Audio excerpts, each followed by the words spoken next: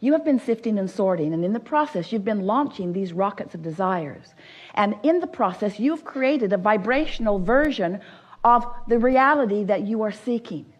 Now, we want you to understand that to you, it's a future version of a reality that you are looking for. But to us, it's an existing reality that you've already carved out that does exist. Can you hear the difference in that? When you want more money, you become vibrationally more prosperous. And even though you doubt it and you don't let it flow into your experience, you have become a more vibrationally prosperous being. So we began talking to you about this vortex. It's a vibrational reality that existed in part before you even came into this physical body, and that you've been adding to vibrationally ever since. And so for a while, we talked about it for quite a while with you. We wrote a whole book about getting into the vortex, being a vibrational match to the vibrational reality that is you.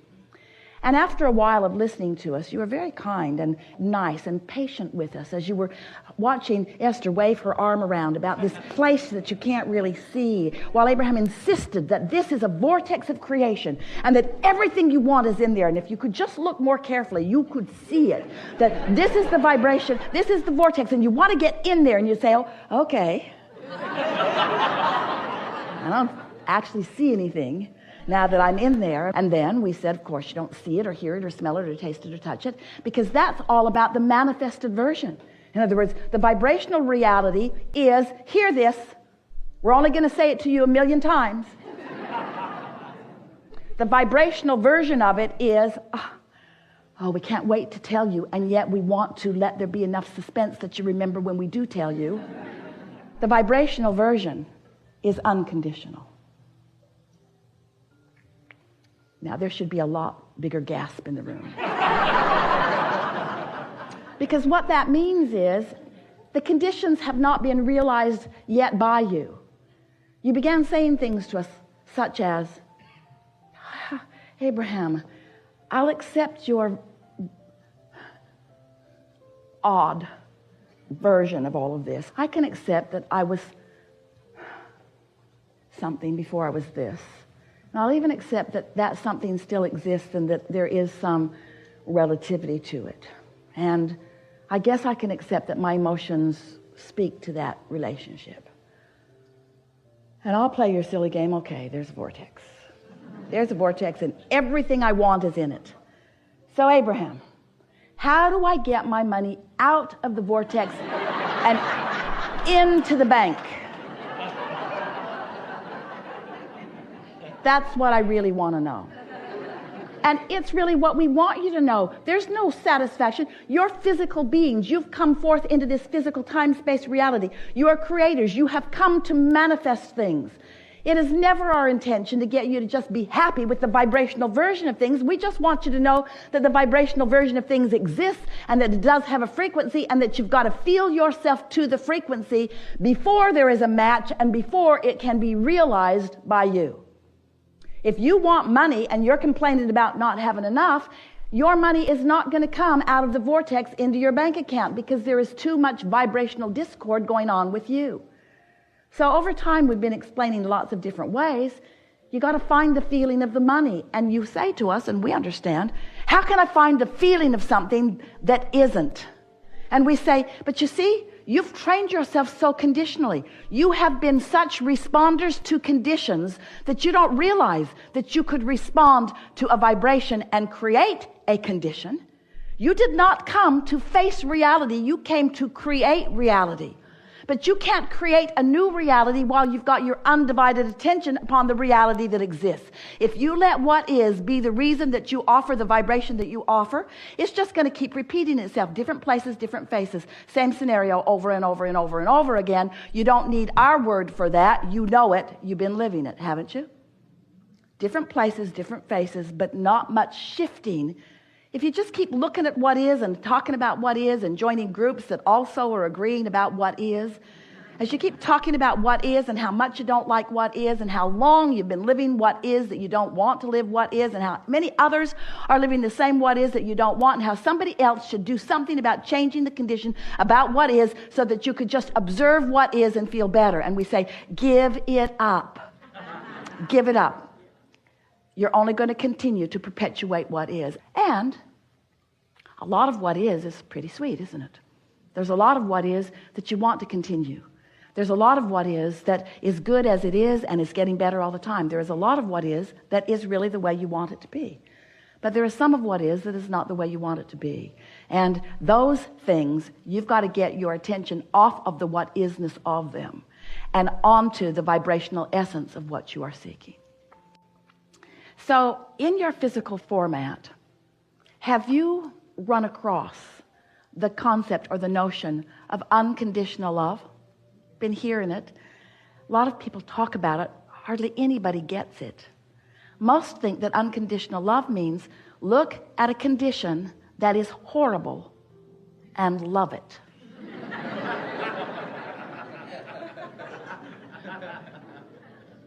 So you need a lot of practice at that. But you can't look at unwanted and be a vibrational match to wanted, so you're never able to accomplish that. That's what makes you want to define things and explain things.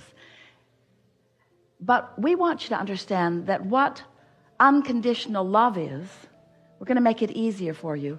Unconditional love, unconditional clarity, unconditional appreciation, unconditional alignment, because love and appreciation and clarity and eagerness and all of those words that describe good feeling, they all mean alignment with source, and that's what love is. Alignment, pure alignment, non-resistance. So unconditional love or clarity is about being in love or clarity. We have enjoyed this interaction immensely.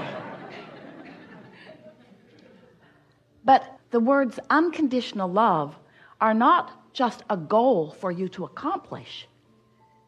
It is also the process by which to accomplish it, all in the sentence. Unconditional love means love. We've enjoyed this interaction immensely. It means, do you know what it means? Can you feel what it means? It means withdrawing your attention from the condition that prevents the love.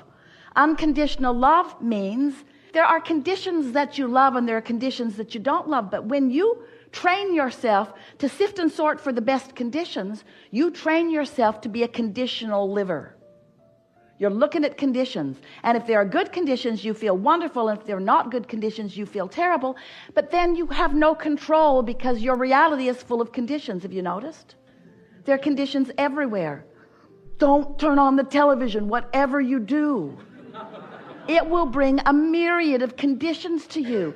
The television news networks, they scour the planet for things that they know will frighten you.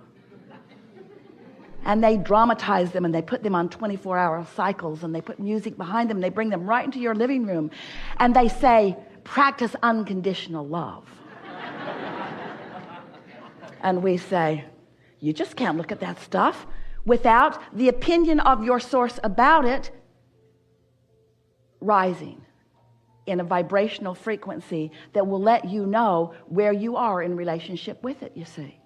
So unconditional love means you got to decide that first and foremost you want to be in alignment, and if it requires withdrawing your attention from conditions that don't allow your alignment, then so be it. That's what unconditional love is. It's caring more about love than about perusing the conditions. It's about caring more about alignment or love, appreciation, clarity, than being right. Oh. That's hard to take, isn't it? When you decided to come forth into this physical body, you did not say, I'll go forth, I'll be born, splat. And I will find the right way of living, and I will convince others to come that way with me. You didn't say anything like that. You said, oh, what a wonderful world this is. The diversity of this time-space reality will provide for me the most wonderful format for new ideas to be born within me that can be realized by me. Not new ideas that can be born within me that I will then take everyone else by the hand and show them the error of their ways and the rightness of my ways. Not one of you said that. You were aligned with source then. But then you get here and you don't feel so good, and your assumption is that the reason that you don't feel good is because that condition makes you feel bad. So then you set out to change a condition that you have no control over, and then you get defeated, and then you become so judgmental about the way others live. Those far from you, those in masses, and those up close to you. You know, I felt a lot better before you said that to me. You shouldn't have said that to me. You should not have said that to me. I was happy before you said that to me. But now you've said that to me. I'll never forget that you've said that to me. I'm going to use the fact that you said that to me as my reason to be miserable for the rest of my life. Oh, don't try to take it back now. It's too late. You can't take it back. My misery is my own. You're laughing, but you do it every day. Felt a lot better before that happened. If this condition were different than it is, then I would feel better. Maybe so. But if your feeling better is contingent upon that condition changing right before your eyes, you're in deep doo-doo. Because there is a momentum to all things. Things don't just happen. There is a momentum about them. Law of attraction and momentum are the same word. Law of attraction says that which is likened to itself is drawn. So when you give your attention to something, you activate a vibration within you about it, and things like that then are coming to you. And once you cross the 17-second mark, you've got some momentum going. Once you are 17 seconds, and you cross the 68-second mark, you've got enough momentum going that without a conscious decision about it, it's going to take off for a little while until you sleep. And the nice thing about sleeping is when you sleep, momentum stops. You can pick it right up, and usually do the next day, but you don't have to. So as we're visiting with you about creating your own perception of reality, it may feel to you that we're trying to teach you how to control the conditions of your life. That isn't what we are wanting to teach you at all. We want to teach you to control your alignment with your broader perspective, because that's where your happiness is.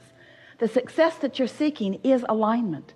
But then we have to say to you that once you consistently find that alignment, the conditions of your life will meld and mold and become vibrational matches to the frequency that you are predominantly offering. So you will change the conditions, but we want to say to you, you can't let the changing of conditions be the motive for the reason that you are finding alignment, because if the changing of a condition is the motive behind finding the vibrational alignment, now your attention is upon the condition and you cannot get there from there.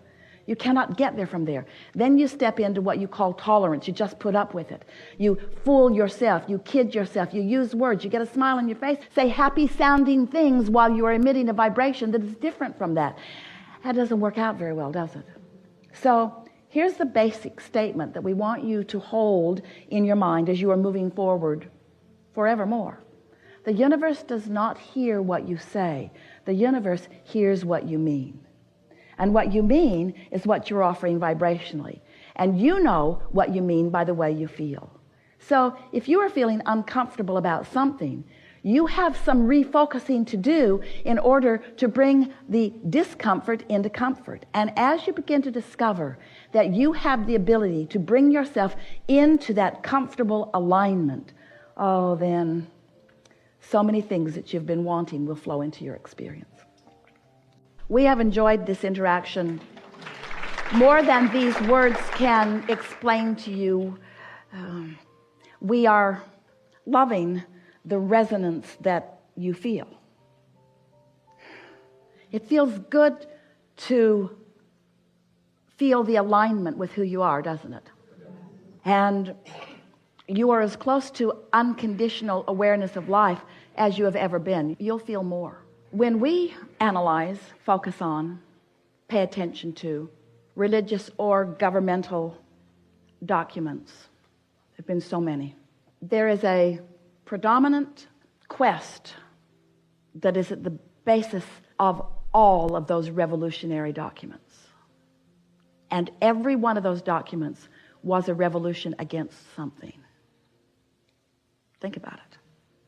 In that inspired revolutionary document was the natural, central, source-inspired understanding, awareness